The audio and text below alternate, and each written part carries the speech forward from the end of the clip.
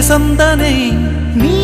பாதி நான் பாதியாய் கோர்க்கின்ற பாசந்தனை காதல் என்று பேர் சூட்டியே காலம் தந்த சொந்தம் இது என்னை போலே பெண் குழந்தை உன்னை போலொரு ஆண் குழந்தை நாம் வாழ்ந்த வாழ்வுக்கு சான்றாவது